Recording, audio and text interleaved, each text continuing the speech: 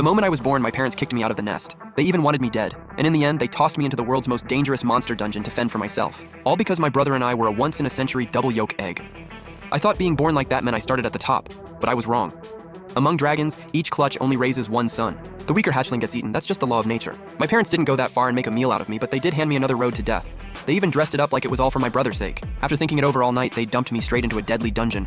High-level monsters rule this place, and my still immature blood is basically a premium delicacy to them. So yeah, Mom and Dad weren't worried at all about me coming back for revenge someday. And honestly, they were right. My combat power here was a flat 0. At that point, even staying alive felt impossible. I managed to hide with my tiny body and avoid the high-level monsters. But after going so long without food or water, my life was slowly slipping away. Then, just when I was starving and desperately looking for anything I could eat, a faint sour milk smell suddenly drifted through the dark cave. It smelled sharp, kind of sour, and honestly a little funky. But my baby dragon instincts told me one thing. That was food. And only a dragon's nose could even pick up that kind of scent. At that point, I didn't care about the danger anymore. After crawling through a few tunnels, I finally found where the smell was coming from. It was a round cave, and right in the sunken center there was a dragon curled up about 60 feet long. Not just any dragon either, it was a level 28 subspecies earth dragon, the kind that could kill me with one sneeze. And near the source of that smell, I saw 3 or 4 earth dragon hatchlings about my size, all huddled around their mother's milk, sucking it down. Earth dragons don't count as true dragons, but they do have dragon blood.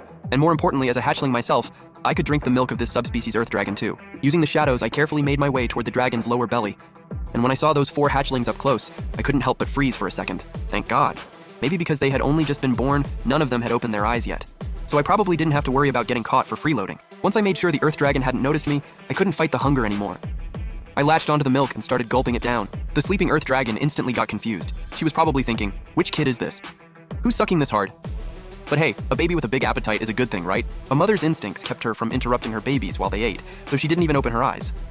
As all that milk went down my throat, my body, which had been turning cold, started filling with a strange warmth. And my level just kept going up. Maybe it was because I had just escaped death, or maybe it was because the earth dragon's body was just that warm, but the second my nerves relaxed, my head drooped, and I passed right out. I don't know how long I was out, but a sharp pain in the back of my neck suddenly yanked me awake. Then right in front of me, a giant vertical pupil, bigger than my whole body, filled my entire vision. Looking into that earth dragon's nearly fire-spitting eyes, the only thing I could do was pray she'd chew fast, so dying wouldn't hurt quite as much. I curled up my limbs, shut my eyes, and surrendered to fate. But after waiting forever, death never came. When I opened my eyes, the earth dragon wasn't even looking at me anymore. At some point, she had already turned her head.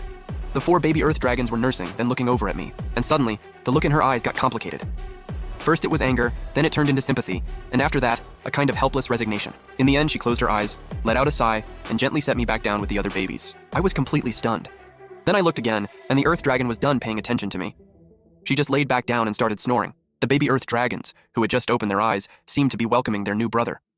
They ran circles around me, sniffing and licking